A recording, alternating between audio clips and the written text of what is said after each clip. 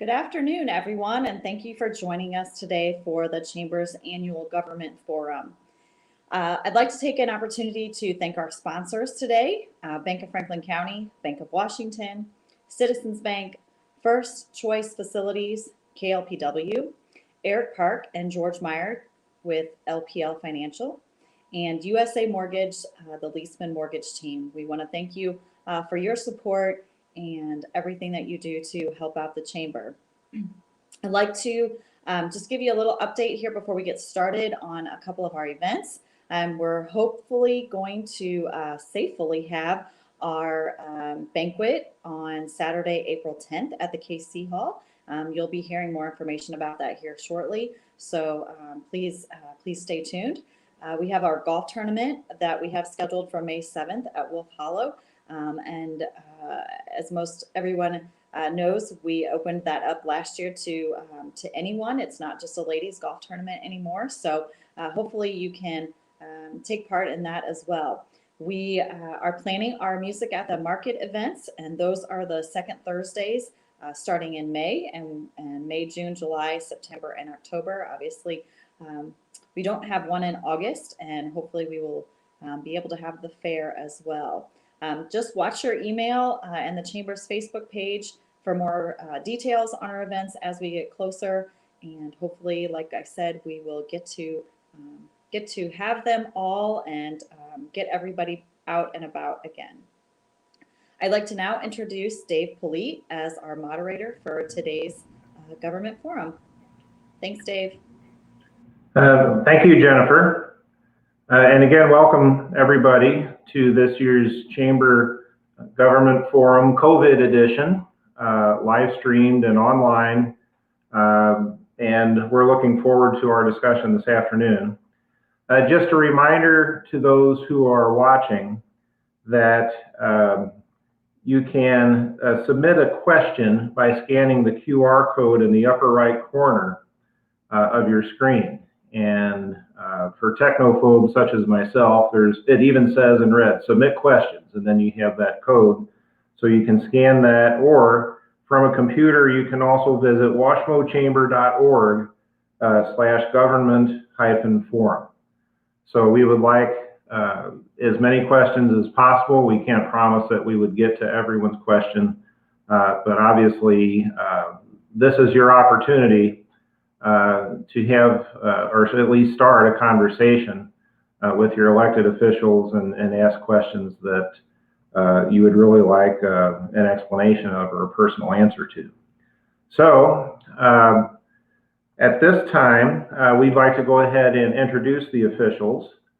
And Ms. Host, I guess, will they pop up on the screen here, or you want me to just read down the list of people that we have on the agenda today?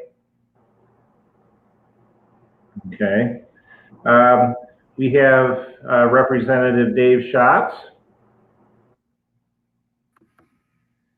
Okay. Yes.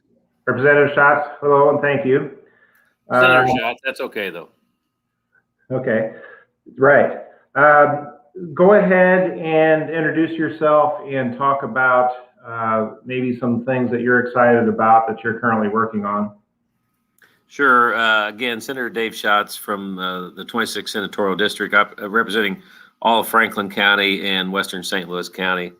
Obviously one of the main priorities that we're working on right now is to make sure that Missouri has a robust economy, and as we get through this COVID process is our number one priority, and getting Missourians back to work, getting businesses open is critical. And again, one of the things I think that as we worked on one of our priorities this year, COVID liability was something that we passed through the Senate here this past week.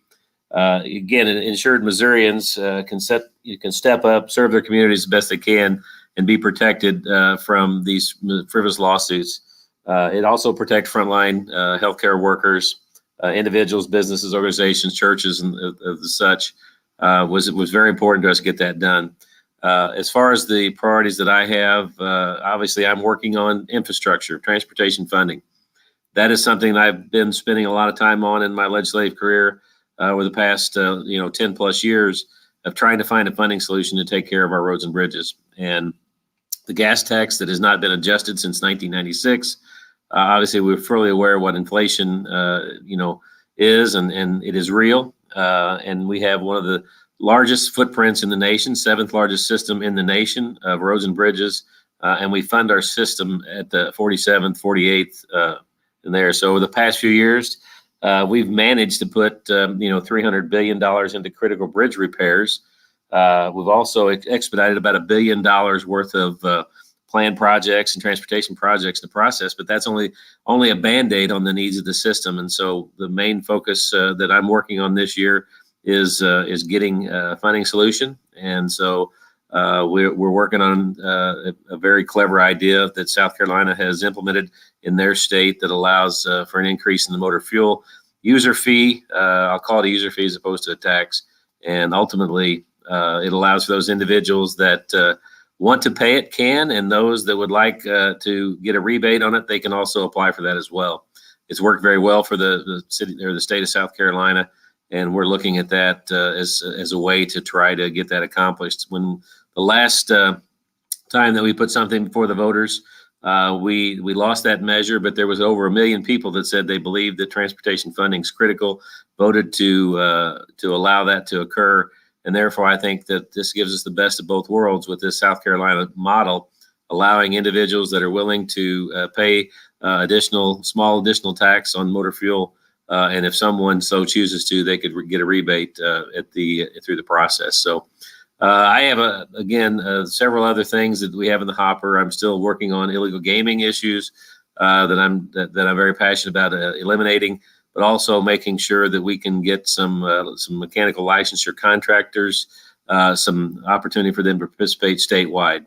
And so with a few host of other issues that we'll be filing this week, that kind of wraps up really the priorities. But again, continuing the process of providing a better tort environment in our state. Legal environment is critical in attracting business and industry, but workforce development is probably anybody that's probably listening, or any business people that are on this probably are faced with the same problems that every business is in the state of Missouri right now. It's finding a qualified and willing workforce. And if people, everywhere I talk, people are trying to find people to fulfill the jobs and things they have available right now. So that's a little bit of the priorities that I'm working on. Okay, thank you, Senator Schatz. And we're also joined today by Aaron Griesheimer. Good afternoon, Aaron. Hey, good afternoon, everyone. Thanks for having me. Thank you. And why don't you go ahead and tell us some things you're working on? So again, I'm Aaron Griesheimer, state representative for District 61. My district encompasses the western part of Franklin County. And then I have the northern part of Gasconade County and the northern part of Osage County. I'm in the middle of my third year in office. I was fortunate enough this year to get a chairmanship. I'm the chairman of Emerging Issues. And it's fun because now I have more of an influence of the legislative process. It's a little bit of a challenge trying to juggle everything, but I'm always up for the challenge and looking forward to this year.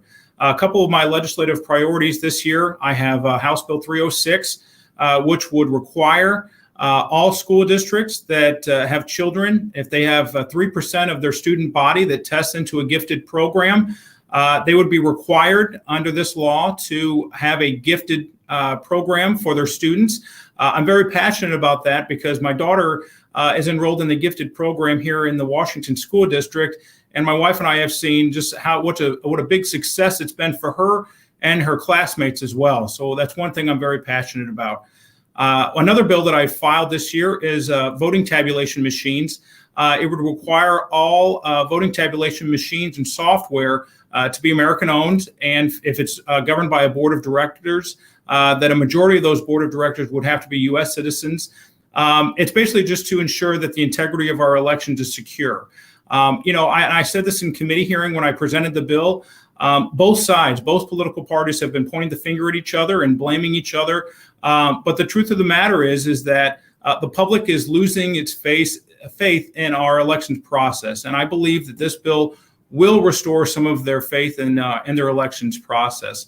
I've got another one. It's kind of minute. It would just define what an electric bicycle is. I don't know if anybody watching on our program today has ever ridden an electronic bicycle, but it's not clearly defined in state statute what an electric bicycle is. And we want to make for sure that if you purchase an electric bicycle, you don't have to get it licensed at your local DMV. So I've got some other smaller, minute bills that are in the pipeline that I'm looking forward to getting through the legislative process. But again, happy to be here with all of you.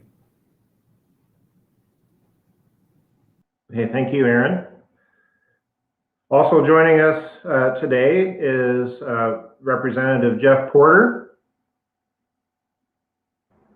Dave, I don't think he's here. I think Mary Beth is your next one up. Okay, and so Mary Beth, go ahead and you can chime in. Representative Porter will not be joining us today.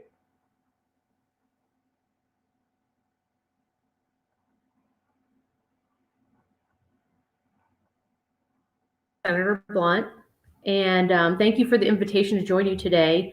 Senator Blunt regrets that he cannot be on the panel and appreciates you allowing me to be here in his place. Senator Blunt enjoyed being in Washington, Missouri a couple months before COVID hit. He had breakfast with the mayor and some constituents at Cowan's and then toured the new Melton Machine and Control Company. And it was great to see that those headquarters opened in October. And then last year, at this same time, he was touring East Central College's Business and Industry Center to talk with some of the students involved in their apprenticeship programs. I know the senator loves to be in Washington, Missouri, and wishes he could be here today. As we all know, things are a lot different from a year ago. However, Senator Blunt has continued to focus on matters that most impact Missouri families. Therefore, his committee assignments have not changed much, and it will allow him to continue to work on these issues. The senator in this 117th Congress will serve on the Appropriations Committee and will be the ranking member of the subcommittee for the Departments of Labor, Health and Human Services, Education, and related agencies. He will serve on the Committee on Commerce, Science, and Transportation and on the Senate Intelligence Committee. Finally, he will be the ranking member on the Committee on Rules and Administration, and he is the Republican Policy Committee Chairman. The senator has served on these committees in the past, so he will continue to work on programs that impact Washington, Missouri, and Missourians across our state. For example, last year as chair of the Appropriations Subcommittee on the Departments of Labor, Health and Human Services, Education, and related agencies, Senator Blunt worked with the committee members to pass the COVID relief packages that very early on in the pandemic prioritized funding on finding a vaccine, increasing testing capacity, and finding therapeutics. Senator Blunt also has been a leader in recognizing the need to help families who have individuals suffering from behavioral health issues, something that right now is greatly impacting families. Senator Blunt, through his work on the committee and reaching across the aisle, worked with Senator Stabenow on securing $850 million in funding for the National Certified Community Behavioral Health Clinic Expansion Grants Program and the most recent COVID relief legislation. They also secured a 3-year extension of their Excellence in Mental Health and Addiction Treatment Program, which was created by the Blunt-Stabenow Excellence in Mental Health Act, signed into law in 2014, marking the most significant expansion of community mental health and addiction services in decades. Missouri was one of the first 8 states selected for the program and has participated since 2016. The Excellence Act created certified community behavioral health clinics that provide a comprehensive set of high-quality services, including 24 hours a day, 7 days a week, crisis services, outpatient mental health and substance abuse treatment services, immediate screenings, risk assessments, and care coordination with emergency rooms, law enforcement, and veteran groups. His role on the committee also allowed for increases to Department of Labor programs focused on apprenticeships and career pathways, such as the programs that you will find at East Central College. And Senator Blunt led the effort to restore the eligibility for year-round Pell Grants in 2017, which allows for students to complete college programs faster and enter or re-enter the workforce sooner. The most recent COVID relief package that Senator Blunt worked on in the Appropriations Subcommittee also provided $82 billion to support students, teachers, schools, and families with additional education needs related to COVID.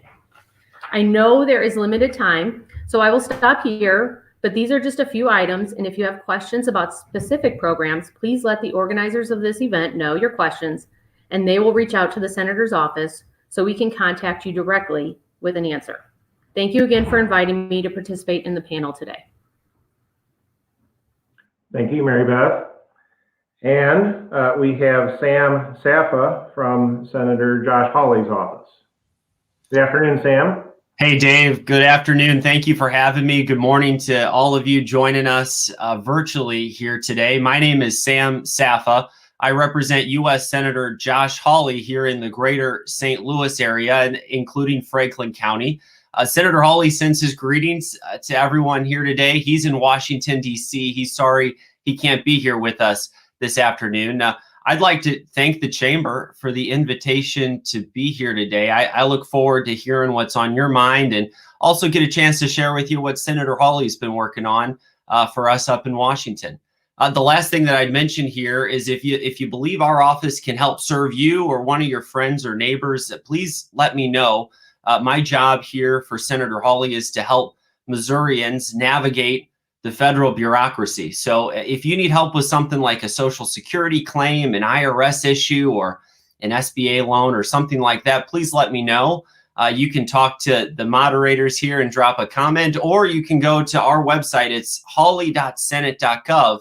And I'm in the St. Louis office. We're there on the homepage, and I would be happy to connect with you via email or over telephone. Thank you again for the opportunity to be here with you today. All right. Thanks again, Sam. And we did have Congressman Blaine Luetkemeyer on the roster today. I don't know if he was able to join us or not. Hey, Dave, we've got Jim McNichols from his office in here. I'll put him in for you. Okay.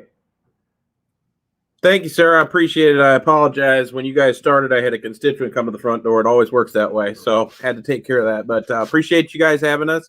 Appreciate you having the chamber host this.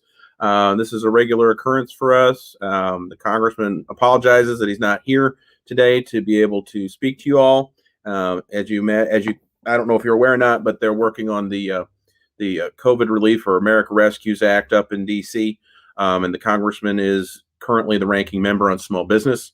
And a lot of his focus lately legislatively has been on the PPP program, on dealing with some of the twists and turns that have come up. As I'm sure most of your members are aware, this thing has changed more times than I can count, but working on things like deductibility and some of the things having to do with tax issues that come up down the road for business owners to take loans and things like that. So he is up there fighting for some common sense reforms. We've got some amendments that we want to put on the bill. So that's where he is. But appreciate you guys hosting again. As I said, the congressman's a ranking member on small business, so a member of the select subcommittee on the coronavirus response. So as we kind of have wound our way through this nightmare, dealing with things like the availability of PPE and making sure that Missouri gets its fair share on that stuff, and the development of the vaccine and then the distribution of the vaccine. The congressman is involved in those discussions at the highest levels in Congress, is talking to the people at DHS and FEMA and other places like that. So those two things have taken up a lot of his time. For those who know the congressman, he's also a member of financial services with his background in community banking. Those are issues that are near and dear to him. So we continue to work on those issues. I don't unfortunately have a list of our recent achievements. I think I've given that in the past, but as Sam said, one of the things that the district offices in particular focus a lot on is doing a lot of casework for constituents. So as Sam said, if you have issues that come up, whether it's IRS, whether it's immigration, whether it's any of those things, we're available here to help. We are actually in Washington, right here across from Wimpy's. So if you have any issues, if you need to get a hold of me, the organizers know how to get a hold of me. So feel free to reach out to them or stop by the office if need be. We are taking walk-ins on a kind of an appointment-based, semi-appointment basis. So that's about it. Okay, thank you, Jim. And we'll go ahead now and go to the questions. Participants have been invited to submit questions and to identify whether those questions are really aimed towards the federal officials or the state officials. And so we do have a few questions. Again, viewers, you can submit more questions by scanning the QR code on your screen or by submitting them to or at washmochamber.org/government-forum. So we'd love to receive your questions, even if we can't get to them during this event. Those questions will be forwarded to the respective official, and I'm sure they or their office will be happy to get back to you. The first one that we have here is addressed to Senator Schatz, and the question is, or the request is for him to give his thoughts on the school choice initiative. Well, obviously, we spent quite a bit of time this week on Senate Bill 55, which provides several options when it comes to school choice. And the debate lasted, late into the evening on Tuesday night, probably about 1:30 in the morning. I have always taken a position when it comes to education and education reform. If the case can be made, it's in the best interest of students. I'm going to be open to that conversation. Again, that's at the end of the day, I think we have an obligation to provide a quality education opportunity for our kids and our children throughout this state. And that's critically the way I look at things, is if the case has been made, then that's something that I would support. There's still some work to do on that piece of legislation. I've clearly had plenty of the folks from the public side of education that have concerns. I express some of those same concerns that they have as this bill continues through the process. And hopefully, when it's all said and done, we can find a way to meet some middle ground on this education reform. Where again, for a long time coming, I think it's been a conversation. And so.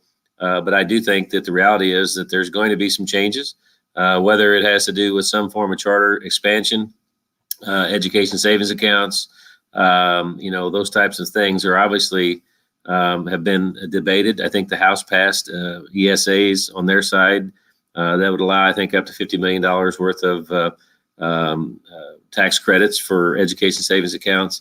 And again, we'll just see where that conversations go. But at the end of the day, I'm going to follow along very closely, and will probably be supportive if the case is made that this is really in the best interest of students in general. All right, thank you. We have a question here addressed to Senator Hawley, or Sam, on his behalf. The question is, can you explain Josh Hawley's new blue collar bonus program? Thanks, Dave. And I'm really glad that we have this question today. Actually, just this week, Senator Hawley introduced a new program, what he calls a blue collar bonus. And I'll tell you right now, the national median wage in the United States is $16.50. And Senator Hawley believes that if you're making less than that per hour, you deserve a raise.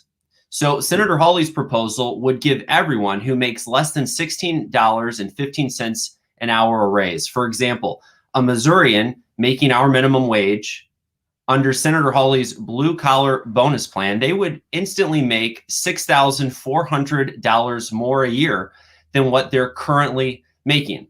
And this is how it would work. This would be a proposal. An IRS would furnish 4 payments of just about $1,600 to the worker over the course of the year. And these payments are not going to be taxed or offset. Employers, when they report your wage and hours to the government, they file quarterly tax forms. And so you would receive a direct deposit, just like we did for these direct payments in the CARES Act, right into your bank account. This plan is structured just like those directed payments, and they're based on hours worked.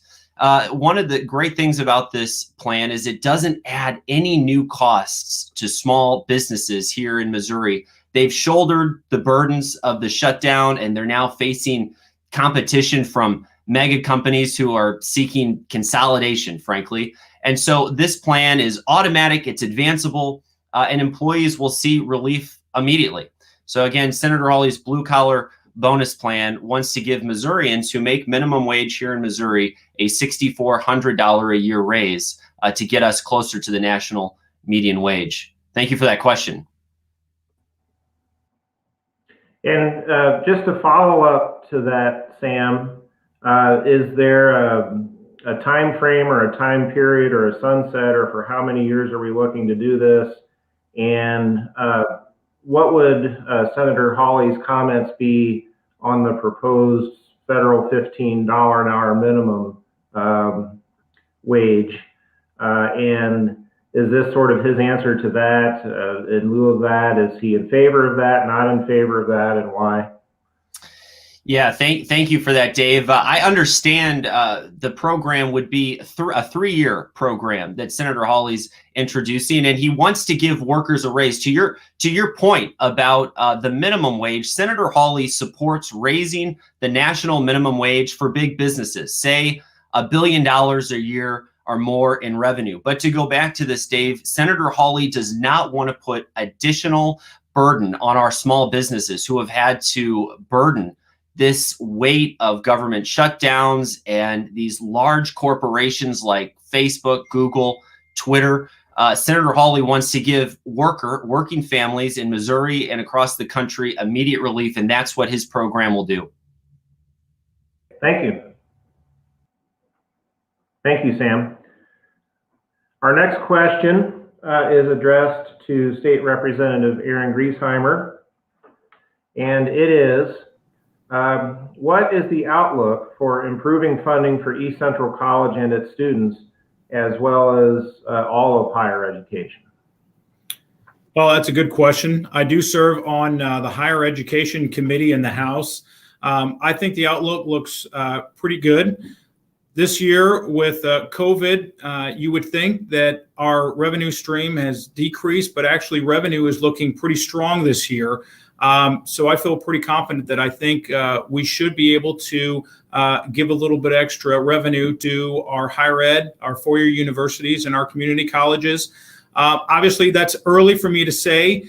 I believe that we are going to be debating the budget in a couple weeks, right before we go on spring break, which is kind of our halfway mark. And then from there, we'll pass it over to the Senate and we'll see what the Senate does with it. But like I said, revenue is up this year, and it's kind of a surprise because with COVID, but a lot of people are doing more online shopping and revenue numbers are looking pretty good this year. Thank you, Aaron. And that question was also addressed to Senator Schatz. Senator, do you have any comments to add to that? No, I think Aaron accurately, stated again. Last year when we were trying to determine where we were going to be and what COVID was going to do to our economy and our general revenues, we thought it was going to be much worse. It's actually been better than expected, and I do think because where we are now, the future. So we know there's some things in the future that are going to be coming at us. The cost of Medicaid expansion. We're going to be able to bear those burdens in this budget cycle, I think, pretty well. The outlying years in front of us may make it more challenging. But again, this year is probably going to look good for our community colleges, our higher learning institutions, our four-year colleges. Probably going to be fairly well, I would assume. And again, it's a priority of ours in the Senate to make sure that we fund. I think higher education has took it on the chin and recently in the past for the most part. And hopefully we can make sure that we restore any funding that was withheld or has been cut in the past and get them some much needed resources for some of the ongoing issues they face with deferred maintenance and things like that. So I'm pretty optimistic that it's going to be much better than it was in the past. Thank you, Senator. Our next question is addressed to Congressman Blaine Luetkemeyer, and perhaps we'll go ahead and allow Mary Beth to weigh in on this as well. But the question is, how does Congress plan to deal with the national debt, especially in light of proposals such as additional $1.9 trillion stimulus, et cetera? Oh, that's a good question. Right now, I think everybody involved, especially since the beginning of the COVID crisis, um, spending and deficits haven't just been put on the back burner; they've been put in the back of the refrigerator. Um, we're always willing to look at that. We've had various commissions over time look at that. I think the one thing we have to discuss that nobody wants to discuss because it's politically radioactive is the cost of entitlements. Um, President Biden wants to expand, do some expansion of Medicare, and as well as of expand Obamacare and do some of those things and bring back some of the things maybe that President Trump had put on the back burner or put on hold administratively. Those are all going to cost money. I mean, we're debating a $1.9 trillion bill right now in Congress. That money has to come from somewhere. I think what the congressman would say is we're willing to look at all serious proposals, but until we get some fiscal discipline, this bill that they're debating today has been kind of in slow motion for the last 5 or 6 months. And one of the things that President Trump and Senate Leader McConnell at the time had discussed was, doing some of the targeted stuff, setting some of the more controversial issues, for example, some of the bailouts to some of these state and local governments and things like that, some of the things that were very, very controversial, off to the side and considering those separately and doing a more targeted, smaller bill. And Speaker Pelosi did not want to do that. And so here we are. I think that's something that we need to have a serious discussion on. But in the time of a pandemic and with everything else that we've got going on with millions of people facing potential foreclosure and things like that, I don't see it in the foreseeable future as something that's going to be up for serious discussion right now. And Jim, with respect to the bill, you talked about possibly cutting portions of it, portions of the bill, sending money or bailing out state and local governments. What do you think are some highlights of the bill or parts of the bill that are good or that people in East Central, or that could help people in East Central Missouri? Well, the PPP stuff is a very good thing. There have been a lot of people who've been able to take advantage of that. We've had some particular issues having to do with people who are independent contractors and things like that. So dealing with some of the technical issues, but overall, it's been a very beneficial program for a lot of our small businesses. SBA, I can tell you because I was on the phone calls early on, they were changing rules left and right. I mean, we were getting multiple updates, and I'm sure Mary Beth and Sam can testify that we were getting multiple updates as to how the rules were changing every day. But they've worked out a lot of the kinks on that. It seems to be working well. The issue with PPE right now is they want to push, I believe, $360 billion into the program, additional dollars into the program. We have $160 billion in there right now. And that's a big thing with a lot of these programs is we have existing fund balances that are in there that we need to get out. And so what a lot of people were talking about early on was maybe, like I said, setting aside some of the more controversial things, looking at programs where the existing fund balances need to get out, that they're sitting there, and finding ways to defease those monies out to the public that need them. But PPP is one that's good. I think the individual stimulus for folks, especially for folks who've been furloughed for a long time and who have run out of unemployment benefits and things like that, that's a good one. The rental assistance is something that a lot of people need because a lot of people are stuck at home and they're not able to go to work, which means they're not able to pay the mortgage, they're not able to pay rent. There's a lot of some of the stuff for the schools. The issue with the school money is they want to push a lot of money through the program, but from what I understand, there's only a small amount of that money that can actually get out on the streets right now, a fraction of it. So that's a concern, but making sure the schools have what they need to get reopened, because that's a major thing right now.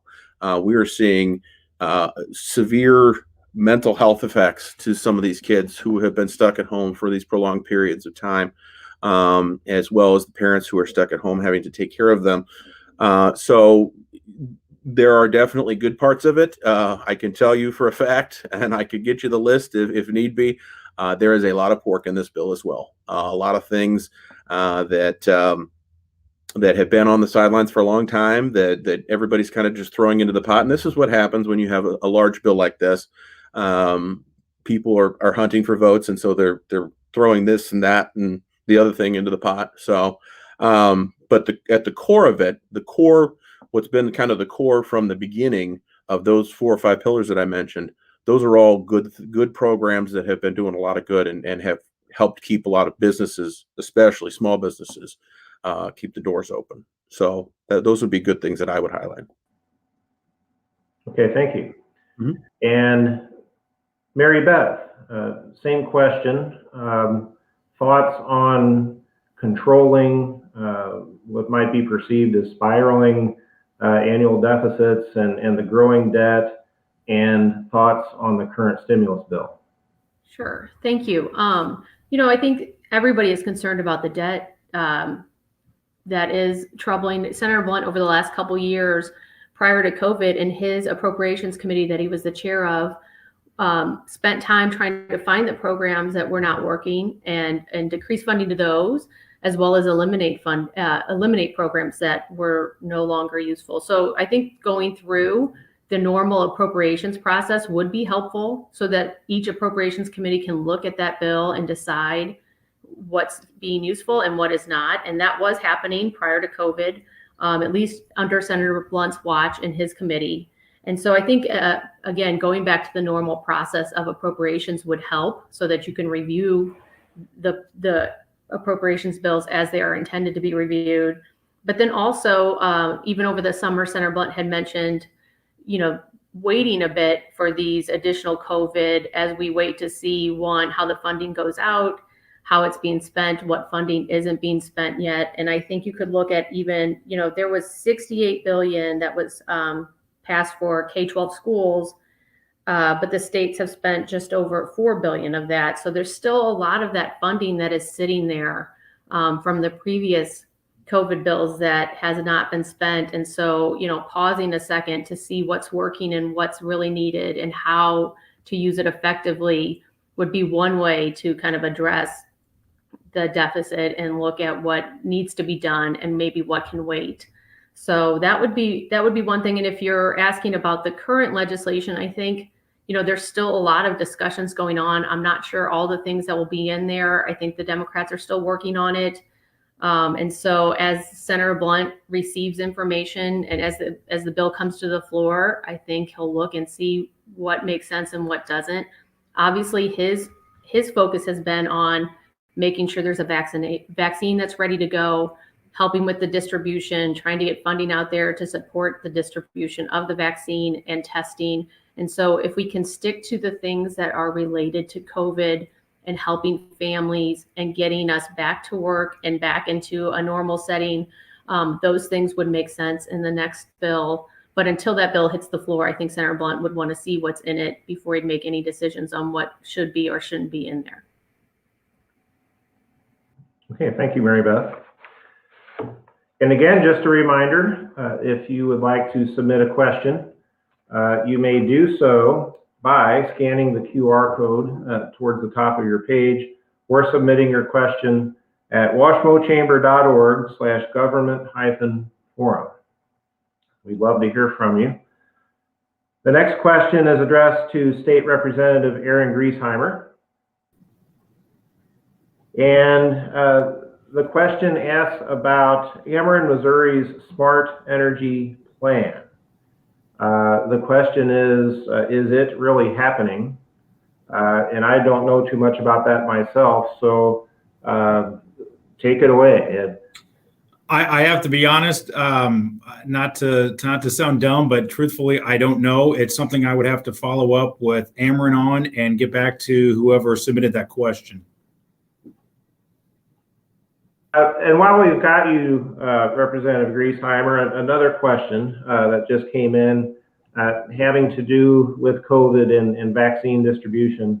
It's been a while now, but I think 2 or 3 weeks ago, I read an article about Missouri sort of being at the bottom of the list in terms of percentage of residents that had received the vaccine. And I perceive that we're doing better, but do you have any comments on efforts in that regard and how we might be stepping up to the plate to get more people vaccinated in Missouri? Absolutely. I had a meeting with the governor's office after that article came out, and I was told that the governor's office is basically at the mercy of the federal government, and they are getting their vaccinations out as quickly as possible. And the time when I met with the governor's office a couple weeks ago, we were looking at about 41,000 approximate vaccinations that were getting distributed statewide, and that number has increased more and more and more. So the feds are at least increasing their vaccinations to the state of Missouri, which is good because then the governor's office is able to distribute those to the appropriate regions and get those out to the areas that need it most.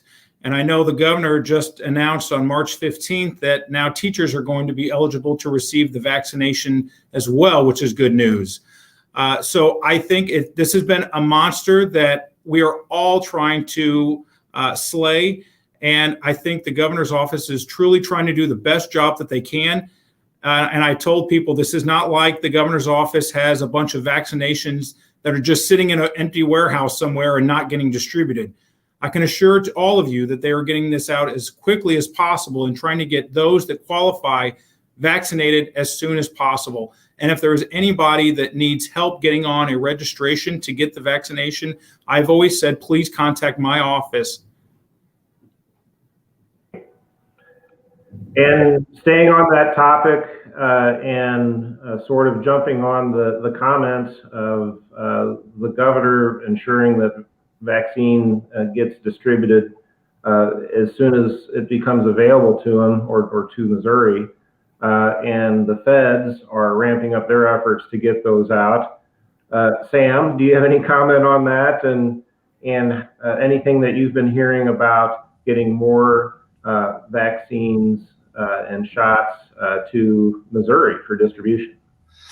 Thanks, Dave. It's a good question, and thank you, Representative. Here's the bottom line. This is where what the senator has said. We need to get our vaccine numbers up, period. We have a long way to go. We've received 1 million doses, have been distributed, which is good. The pace of vaccination has improved in the last couple of weeks, but we still need more vaccines in the state. We're facing a vaccine shortage really across the entire state, but we have to get more doses in Missouri. And that should be, Senator Hawley believes, a top priority of Congress. But frankly, Dave, what has Congress done for the last couple of weeks? They sat around and they impeached a man who's no longer in office. They did nothing to help the people who haven't had the vaccine and have done nothing to help people who are out of work or even getting paid enough. So that's one of Senator Hawley's priorities, is getting our vaccine numbers up. He's commended the governor. He's commended the Department of Health for changing course on this and working aggressively to get the vaccine out to the folks in Missouri.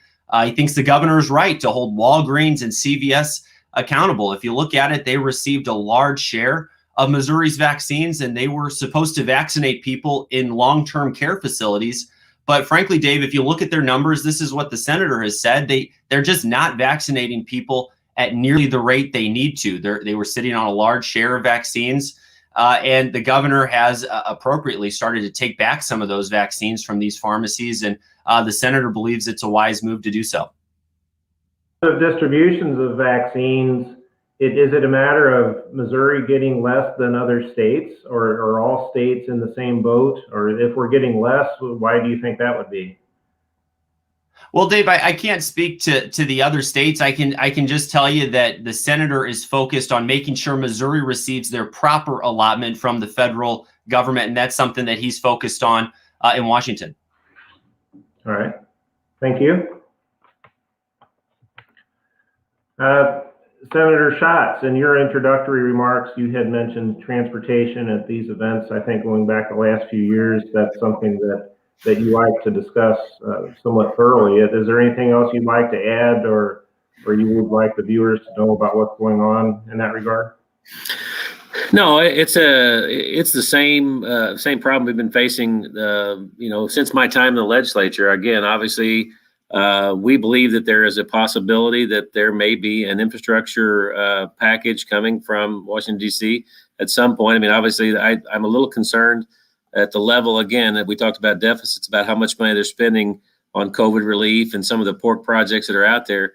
But when the federal government does get to the point where they decide to address infrastructure and transportation funding, it may require the state of Missouri to be able to draw down our share to have some additional money to matching funds. We're basically at the point where we've exhausted that as far as we can. And like I said, we want to make sure that we're in a position where we can. And that's why it's critical for us to have this conversation about additional funds available so that we could draw down federal funds. But I am concerned that, the federal government may require, they may end up raising the federal tax in order to provide that additional investment. Not sure what's going to happen there, but that should be a priority, a conversation for them to have, because it's one of the most pressing subjects facing our state outside of COVID and getting this state back open, getting kids back in school. Our infrastructure is it's one of the greatest investments, greatest assets that we have because of our geographic advantages that we have over other states. Without an infrastructure to support businesses, we're not going to be able to attract industry, because we should be the distribution hub of the United States. And so again, I think we've continued to beat that drum. I'm going to keep pushing that. I've got another this year plus one more. My legislative time in the Senate will expire with term limits, and hopefully we won't be talking about this next year at this same government forum. We'll be talking about the solution we came up with. And also earlier, you had mentioned wanting to address illegal gaming issues. I was just curious if you could expand on that. What are the illegal gaming issues? What do you perceive the problems to be, and how could they be addressed? Well, I mean, if anyone is, frequented probably a multitude of locations in Franklin County, St. Louis County, and across the state, we see these casino-style games that are showing up in veterans organizations, gas stations, laundromats, things of that nature. There is absolutely no legality in them.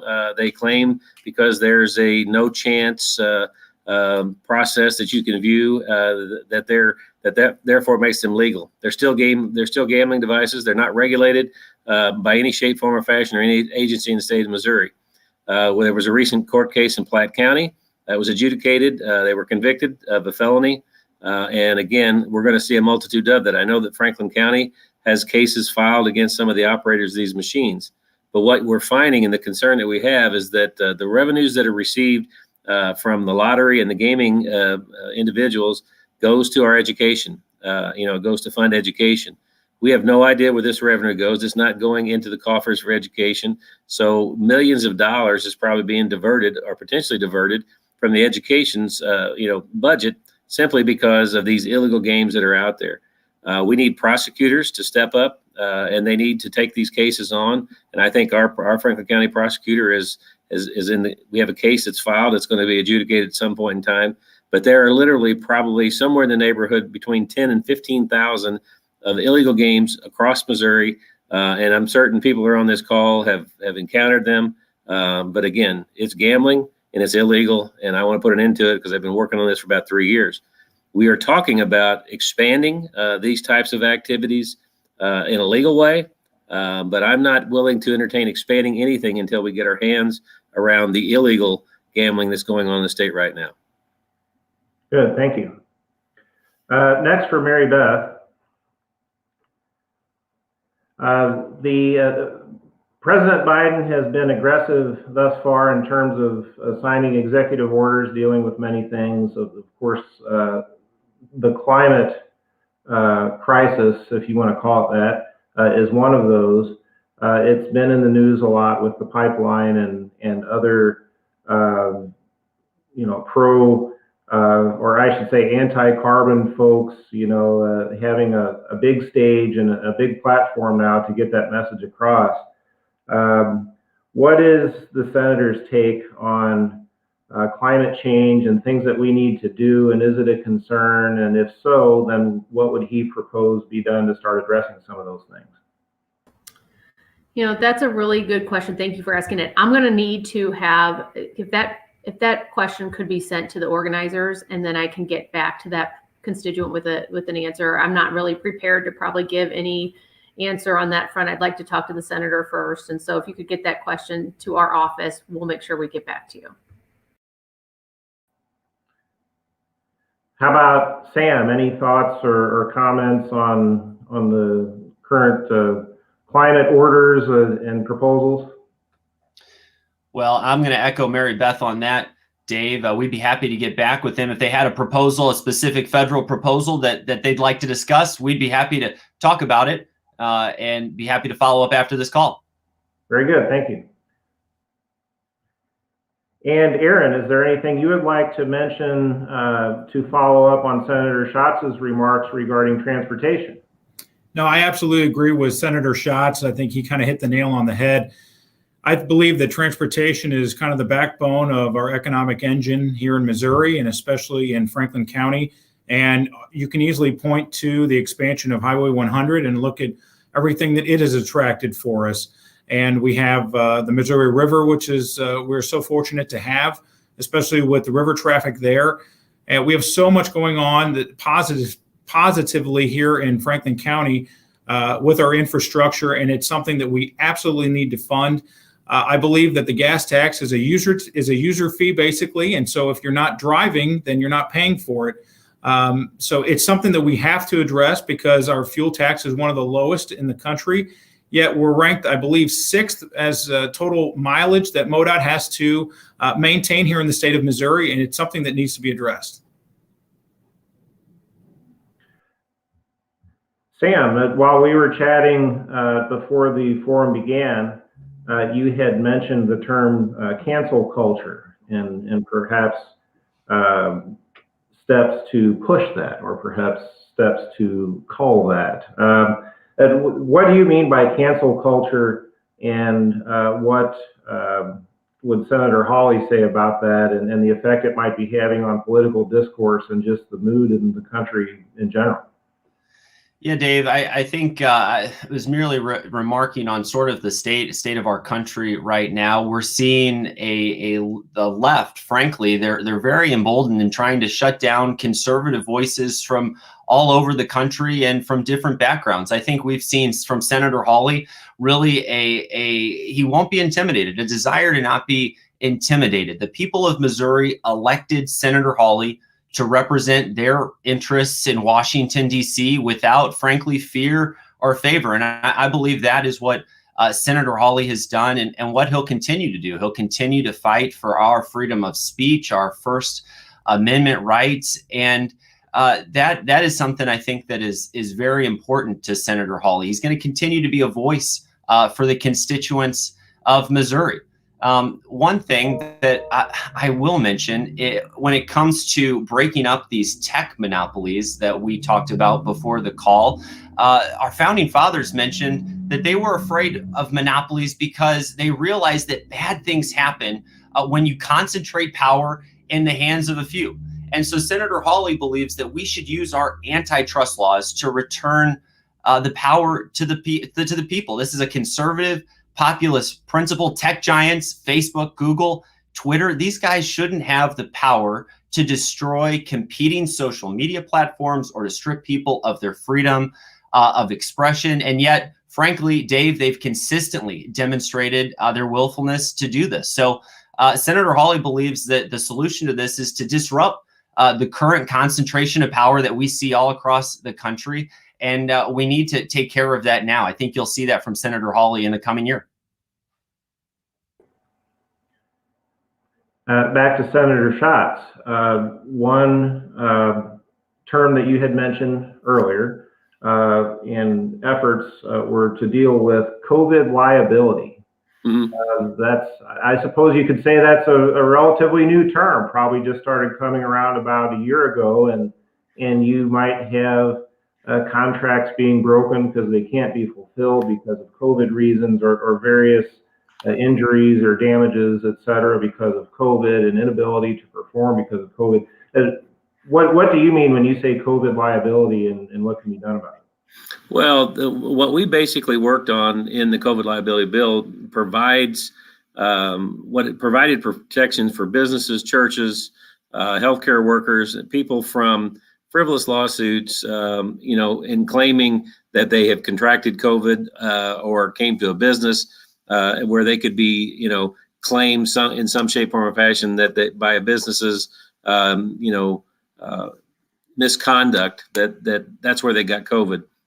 We want to make sure that unless there is willful misconduct or egregious behavior, that these businesses aren't attacked by frivolous lawsuits. Again, it's not about whether or not they could prove right or wrong, but whenever a lawsuit is filed against a business, it's the cost to litigate, it's the cost to defend yourself. We just want to make sure that if there are cases of egregious behavior out there, that constituents would have a remedy and able to pursue that. But we don't want to provide an avenue for trial attorneys to go after our small business folks and our churches, our learning institutions, our schools, in order for them to line their pockets. And so that's what COVID liability, what we addressed. Again, it's went over to the House. Hopefully the House will work that through, and hopefully the governor will get that signed. It becomes law. Again, provides that level of protection against virtually this COVID issue that none of us have ever experienced, and that's why it's a new term virtually that none of us ever even talked about. Good, thank you. We are nearing 1 o'clock, and what I'll do now is invite everyone to make some final comments. If there's something perhaps you were hoping to talk about today that you didn't get to talk about, maybe now's your chance, but perhaps tell people how they can get a hold of you and how you'd be willing to help your constituents going forward. Let's go ahead and start with Jim. Thank you again, and thank the Chamber for hosting this. I think this is a critically important opportunity, especially for folks in the business community who might not get the chance to go up to Washington, D.C. to get a chance to ask questions of their elected leaders. I didn't get many. I got a few, but yeah, I mean, I will just highlight again, we continue to work on issues particularly of importance to small business.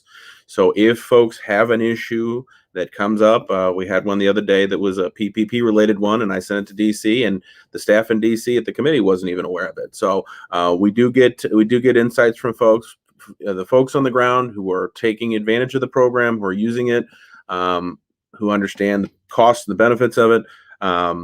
If issues come up there, if you run into issues or you hear somebody talking at the coffee shop or somewhere else, feel free to reach out to our office. We are here in town. Like I said, we're on Jefferson Street, and be happy to help out with that. The Congressman continues to work hard for the folks of the 3rd Congressional in DC on coronavirus relief and other aspects of coronavirus relief, and trying to get those squared away and make sure that our folks are able to take advantage of those. Let's see what else on vaccine distribution. I wanted to make a small point, and I know this because we were all on the calls with FEMA. One thing folks I think need to keep in mind is that Missouri, with regard to the pandemic itself, got hit later in the pandemic. I believe we got hit really hard in August, September.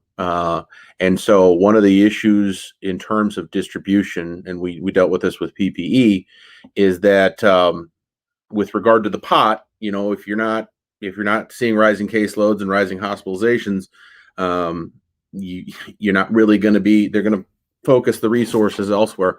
And I think that was an issue that came up, and I think we may be seeing some lingering effects of that with regard to the vaccine, although I will echo what Sam and everybody else has said, that the amount of vaccine that's coming to us is going up. It's going up. We see the numbers from FEMA and from HHS. The numbers of first and second doses are going up constantly.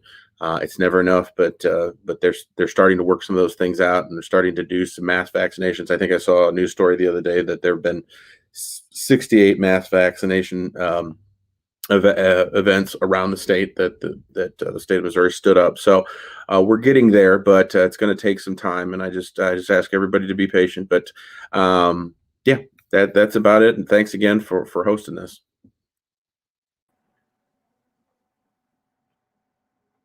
Mary Beth, any final thoughts or things that you would like to pass on from Senator Blunt's office?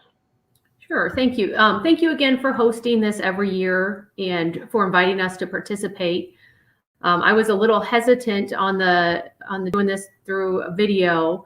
I definitely prefer face-to-face and being in person with people. I missed that part of this past year, but this has worked out well. So thanks for finding a way to continue moving this forward.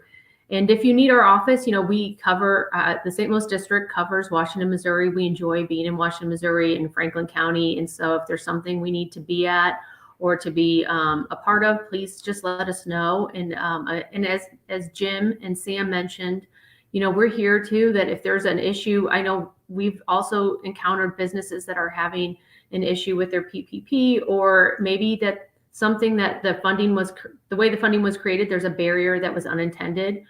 And we can maybe work with that agency to figure out if there's a way to get around that, or if the next round of funding, maybe we'll address it. So if you are encountering those kinds of things, please let us know so that we can take that back to our bosses and they can, as they work forward on these next pieces of legislation, if there's something we can do to be helpful, whether it's working directly with the agency to have the result we're looking for, or if it needs to be looked at differently in the next round of funding.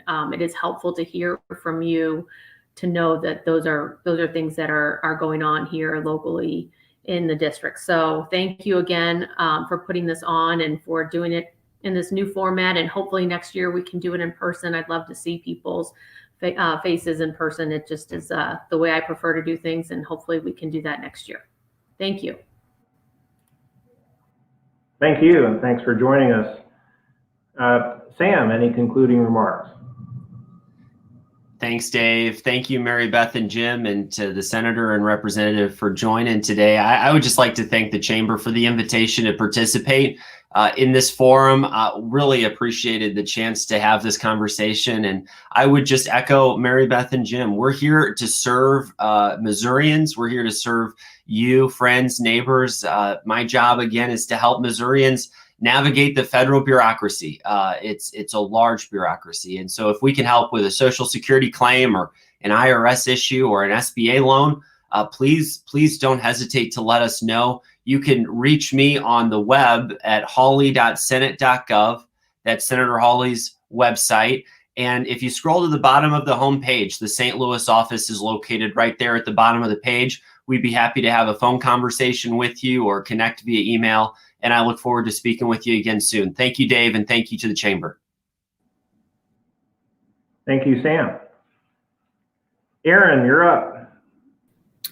I also want to just thank everybody for participating in the Zoom call today, and thank the chamber for hosting today's event. One of the things that I truly strive to do is to be a good public servant. And if anybody has any questions or concerns regarding any legislation that may come up, or if they need assistance with, perhaps, like I mentioned, getting on a COVID vaccination rollout list, please feel free to reach out to my office. My email is aaron.griesheimer@house.mo.gov, or you can always call my office at 573-751-6668. Again, thank you, everyone. Thank you, Aaron. And Senator Schatz, any concluding remarks? No, again, I think we've said one thing. I think it's what I'm hopeful for too. Mary Beth said, looking forward to doing this in person, getting beyond COVID. I think obviously we appreciate the attempt to continue to inform and participate in this process, but there's nothing like being able to sit down face to face with someone and discuss these issues. And again, if we can be of any assistance helping, again, us, our constituents navigate through the problems in state government, they can contact my office at dave.schatz@senate.mo.gov. We'll do our best to help them. And if they have other issues or concerns, don't feel free to contact us, and we'll try to help them out. Very good. Thank you for attending. And I will echo what everybody said about trying to get this done via live stream, via computer screen. It's not the same as meeting in person. It's not the same as getting together and enjoying each other's company and talking about the issues. And I agree that there's more you can get out of it that way. And we're hoping that next year we can do that. Thanks also to everybody who watched the live stream and for tuning in and for asking questions. Thanks again to all of our event sponsors. We appreciate your support. One announcement that the Chamber asked me to make is that later today at 2 p.m., the Chamber will be live streaming the signing day ceremony for the inaugural class of Youth Registered Apprentices at the Four Rivers Career Center. We encourage everyone to watch it live or go back and watch the recording later. That will do it for today's government forum. Again, the Chamber thanks everyone for your participation. Thank you to all of the elected officials for joining us today. We look forward to seeing everyone in person next year. And enjoy your afternoon, and everyone have a good weekend. Thank you.